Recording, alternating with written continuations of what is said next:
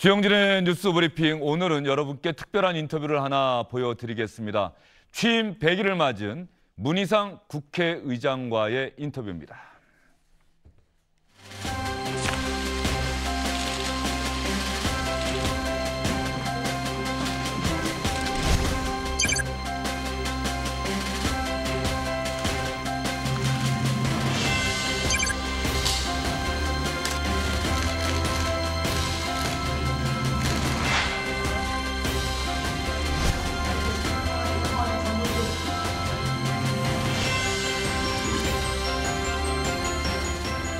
문희상 의원이 국회의장으로 당선되었음을 선포합니다.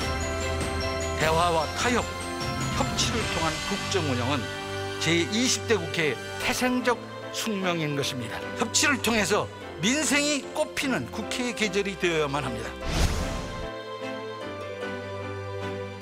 집주인인 국민이 만든 설계도에 따라 일꾼인 국회가 움직이는 것은 당연한 일입니다.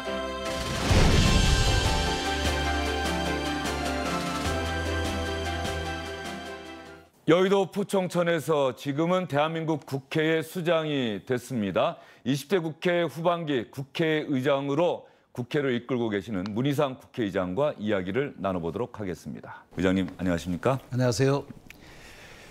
외국 출장 갔다가 어제 귀국하셨다고 들었는데 어디 다녀오신 겁니까?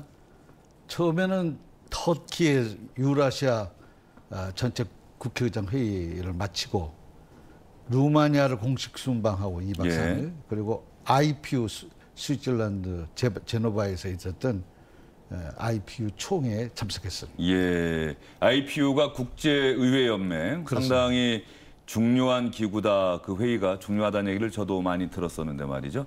이번에 가셔서 이렇게 외국 출장하시면서 대한민국의 위상이 달라졌다, 이런 느낌 좀 받으셨습니까? 그렇습니다. 첫날부터 내가 이런 대접을 받는 것은 국가가 밑받침되지 않으면 불가능했을 것이라는 생각이 들면서 무한한 긍지와 아울러 책임감을 느끼는 그런 일정이었습니다. 예. 가는 데마다 이젠 대한민국이 세계에 몇 째 안 가는, 일테면 닮고 싶은 나라, 따르고 가고 싶은 나라, 이런 반열에 올랐다, 이런 생각이 들면서 그날 국민과 함께 우리가 모두 희생을 감내하면서 최선을 다한 노력의 결과라고 생각하고 아주 감격의 순간순간을 보냈는데, 그중에 가장 그들의 관심사항은 딱 두 가지였습니다. 어떤 겁니까? 하나는 촛불혁명에 대해서 성숙한 민주주의의 가치에 관해서 지금 현재 모두 방황하고 민주주의의 성숙도에 있어서 의문이 가는 그런 세상사가 세계에서 벌어지고 있는데, 어떻게 1700만의 연인원이 촛불 하나 딱 들고 쓰레기 한 톨 없이 피 한 방울 안 흘리고 합헌적 절차에 따라 국회가 3분의 2 이상의 찬성으로 탄핵을 의결하고 그다음에 헌법재판소가 그냥 만장일치로 가결을 해가지고 새로운 정부를 출범시키는 그 민주주의의 성숙도에 관해서 우선 다 놀라워했고 부러워했고 배우려고 하는 그런 기색이 역연했습니다. 두 번째는 기적같이 온 이 한반도 평화라는 이런 일에 대해서 자기네들도 의구심 반, 기대 반, 그러면서 환영과 지지를 그냥 홀 허팅으로 그냥 온 마음을 다해서 전신전력으로 밀어주는 그런 분위기 속에서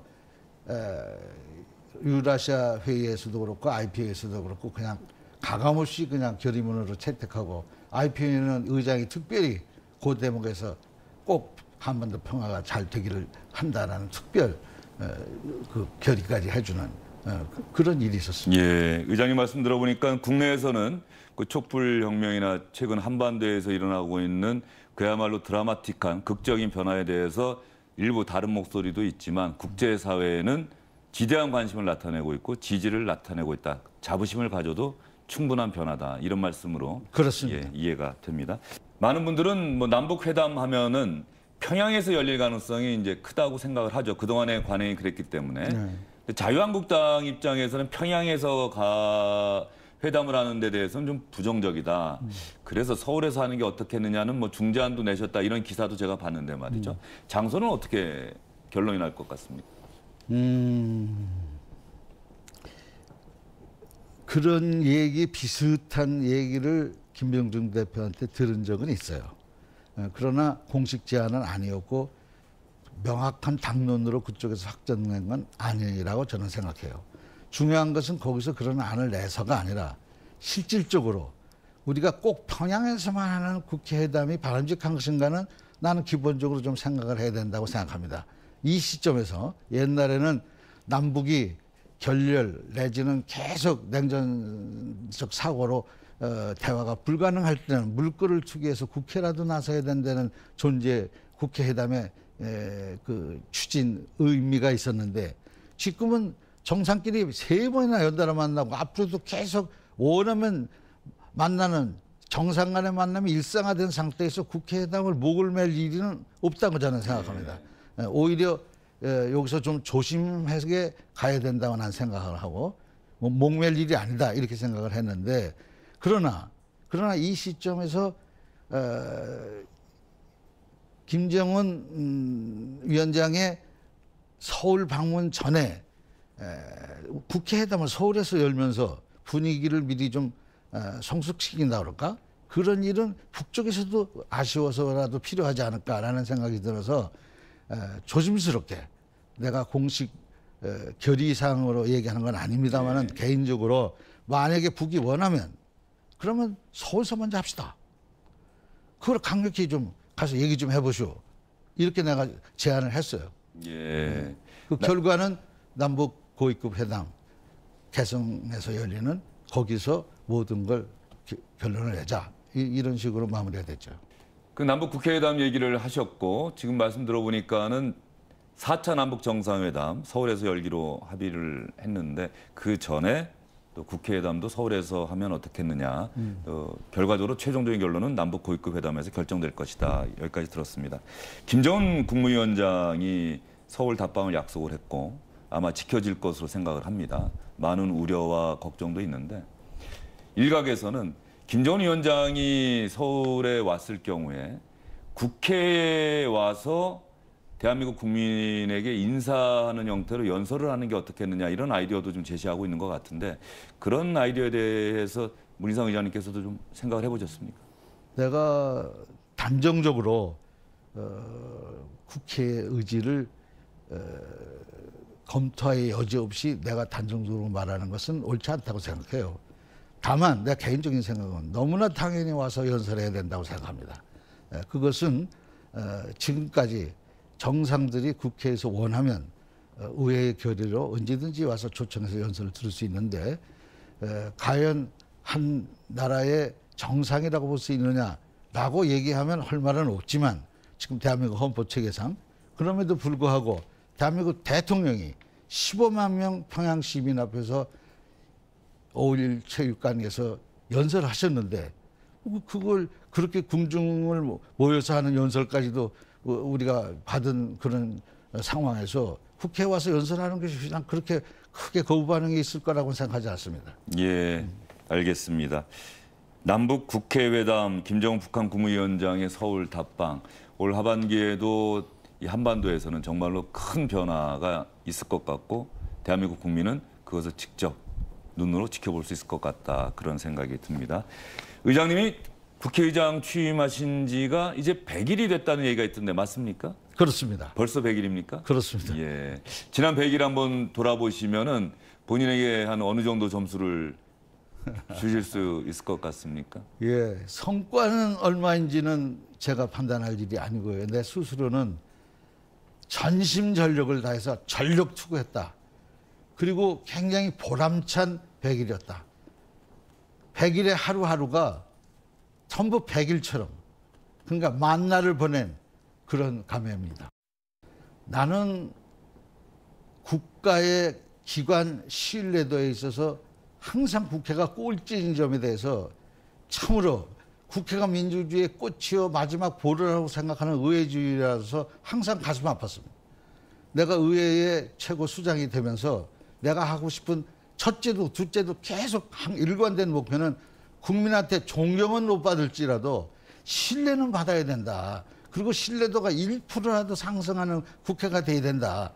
그러기 위해서 세 가지 제가 공약사항이라고 할까? 나의 비전이라고 할까? 이렇게 얘기한 게 세 가지가 있습니다. 예, 세 가지요. 첫째, 협치. 여야가 안보나 민생이나 경제나 이런 기초적인 문제에 관해서 기본적으로 대세 흐름을 거스려 가지고 정략적으로 대응해서는 안 된다. 안보가 여야가 어디 있냐? 이런 기본적인 그 틀에서 협치의 기본이 된다. 더군다나 지금 아까도 외국인도 감탄하고 있는 촛불혁명과 한반도의 평화의 이 부분에 있어서 의회가 한 목소리를 못 내고 다른 목소리가 낸다 그러면 누가 봐도 이건 정략적인 거라고 생각할 테니까 이 대목에 대해서 우리가 꼭 협치를 이루고 싶었다. 예. 그것이 첫 번째고, 두 번째는 일을 좀 해야 된다. 생산적인 국회라는 말도 있고 일 좀 잘하는 실력 국회를 한번 만들어보자. 이래가지고 소위원회 활성화라는 것을 공식 제안을 했고, 지금 제도 개선 이제에 관한 운영위원회 내의 제도 개선 소위원회에서 그걸 다루기로 했고, 바로 그것이 정개특위가 이제 어제 구성이 예. 완료가 됐어요. 또 하나는 국회 혁신위원 자문위원회를 구성을 국회 했는데, 혁신자문위원회. 네, 그 자문위원회 구성도 외부인으로 싹 다 했어요. 그래서 거기서 이제 인사, 예산, 제도 이래가지고 지금 4회, 5회에 걸쳐서 나와가지고 안이 나왔어요. 그래서 그중에 채택할 거는 이제 의장이 판단해서 하나씩 둘씩 지금 할 계획입니다. 아마 2년 뒤쯤 되면 국회가 이렇게 바뀌었구나라는 걸 실감날 수 있도록, 따라서 국민의 신뢰가 조금이라도 오를 수 있도록 이렇게 하려고 최선을 다하고 있습니다. 선거구제 개편, 사실 의장님 취임하시고 재헌절 때인가요? 그때도 개헌과 관련해서 말씀을 하셨는데, 이 개헌과 선거구제 개편, 문희상 국회의장 임기 안에는 반드시 될 수 있을 거라고 믿으십니까? 네, 저는 믿고 있습니다. 그리고 그것이 3대 목표 중에 하나입니다. 하나는 개헌, 하나는 선거구제 개편, 하나는 남북회담. 이것이 3대의 현실적인 20대 국회의 목표입니다. 그리고 저는 그 목표를 꼭 달성하기 위해서 최선을 지금 현재 다하고 있고요.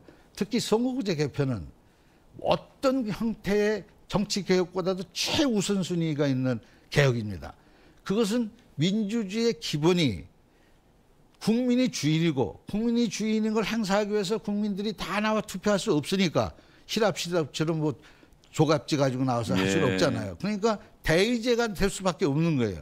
그래서 국회가 난 민주주의의 꽃이라고 그러는 거예요.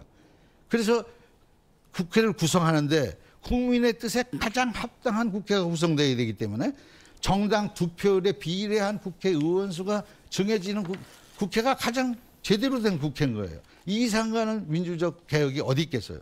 그래서 이걸 꼭 이루어야 되고, 굉장히 접근된 안이 있습니다. 중앙선거관리위원회 연동형 이제 권역별 비례대표 되는 예. 것인데, 이걸 하면은 어느 정도 가능성이 있어요. 특히 지난번 지방자치선거에 보면, 시의원, 도의원 선거 보면 경기도 같은 경우에 자유한국당이 한 명 됐어요. 예. 25% 득표율인데 한 명 됐어요. 우리 당이 유리하다, 불리하다 이걸 따질 계제가 아니에요. 그것은 상황에 따라 얼마든지 바뀔 수 있는 거예요. 그래서 그걸 전제로 해서 무엇이 옳은가, 무엇이 선거구제 개편이 바른 길인가라고만 생각한다면 답은 그냥 나와 있다 이거예요. 그래서 옳기 때문에 된다고 난 생각합니다. 예. 이런 질문에 어떻게 대답하실지 모르겠습니다.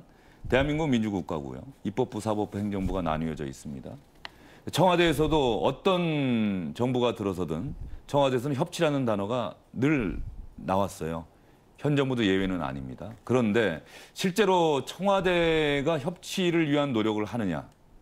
그러니까 국회의장이 봤을 때 청와대가 협치를 강하게 주장하고 노력을 한다고는 하는데, 국회의장 입장에서 봤을 때는 이거는 좀 아닌 것 같은데라고 하는 느낌. 예전에 국회의원 시절일 때도 마찬가지고 말이죠. 어떻습니까? 그거는 좀 대답하기가 좀 난처한 질문인데, 다만 분명하고 확실한 것은 대통령이 국민의 뜻에 따르겠다. 아주 좋은 말입니다.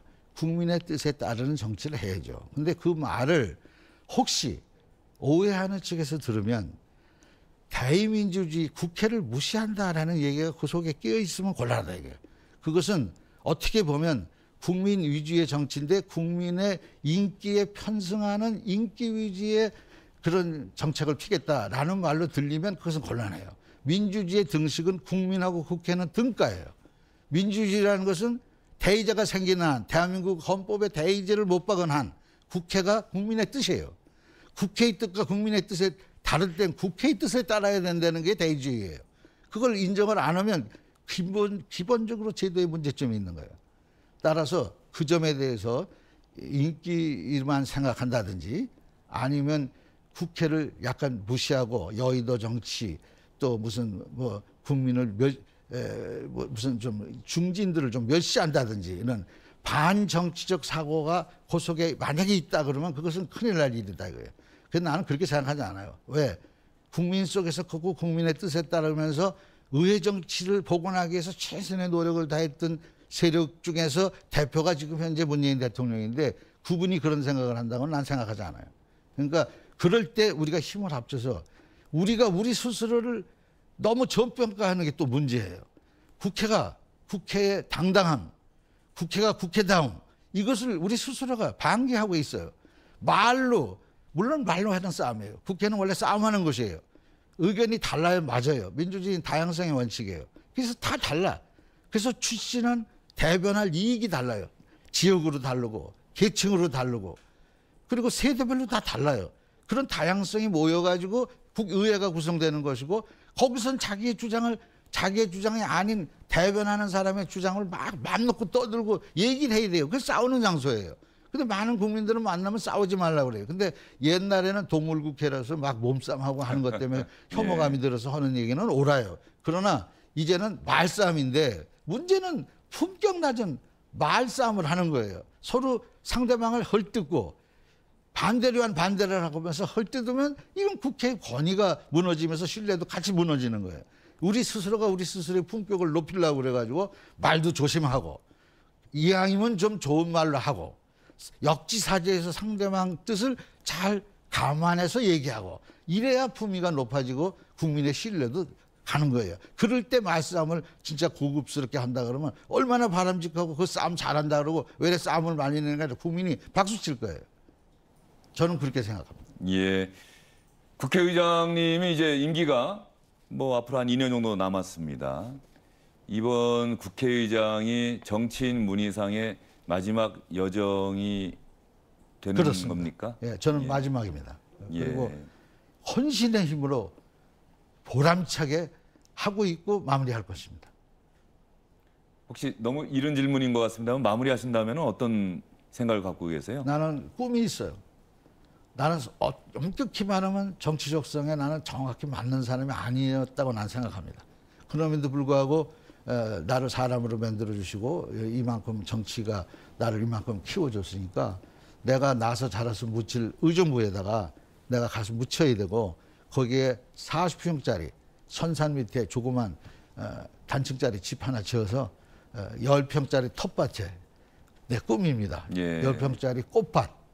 요게 두 개만 있으면 나는 진짜 아주 만족하게 노년을 즐길 수 있어요. 예. 그게 꿈이에요. 지금 그 말씀하시면서 조금 눈시울이 붉어지시는 것 같은데 그 생하자도 부모고 지하자도 부모다라고 얼마 전에 김대중 전 대통령 수도식에서 말씀하셨던 생각이 납니다. 그러니까 정치가 나를 알아줬다는, 그러니까 정치가 나를 이만큼 키워줬다는 그 표현이 대단히 다른 사람들 같으면 할 얘기는 아닌 것 같은데 의장님은 정말 그렇게 생각을 하시는 모양입니다. 그렇습니다. 예. 정치하신 거 전혀 후회 안 하시고요. 전혀 후회하지 않습니다. 예, 알겠습니다. 이 주영일의 뉴스 브리핑 시청자분들에게 의장님 지금까지 대담을 통해서 여러 가지 말씀을 하셨습니다만 국회에 대해서 또 문희상 의장님을 향해서 우리 시청자분들이 어떤 생각과 믿음을 가지면 좋을지 한번 시간을 드릴 테니까 지금 국민 여러분께 시청자분들께 인사의 말씀 한번 해주시죠. 저는 실제로 정치 적성에 맞는지 안 맞는지도 내 스스로가 판단을 못할 정도의 어리석고 부독하고 불민하기 짝이 없는 사람입니다. 제가 오늘까지 이렇게 버틸 수 있었던 것은 나를 처음 알아주셨던 김대중 대통령과 노무현 대통령 두 분 대통령이 내 갈 길, 자유가 들것처럼 만발한 세상, 정의가 강물처럼 흐르는 세상, 민족 통일의 꿈이 무지개처럼 솟아오르는 세상, 이 꿈을 찾아서 사실은 김대중 대통령 되시던 날 나는 이미 내 정치 인생은 끝났다. 이제부터는 나 덤으로 산다. 라고 살았는데 지금까지 해서 국회의장까지 시켜주시고 그 힘으로 지금 전 세계를 다니면서 국가의 위생에 걸맞게 하려고 온갖 힘을 다하고 최선을 다하고 있습니다.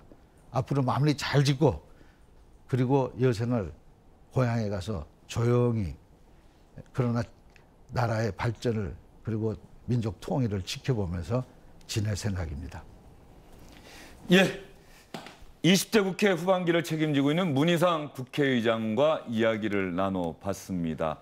정치 인생 마무리하는 마지막 여정으로서 국회의장으로서의 역할, 국회 혁신, 국민으로부터 신뢰받는 국회를 만들겠다는 그 약속, 문희상 의장이 꼭 지킬 수 있기를 기대해 보겠습니다. 의장님 오늘 말씀 잘 들었습니다. 감사합니다.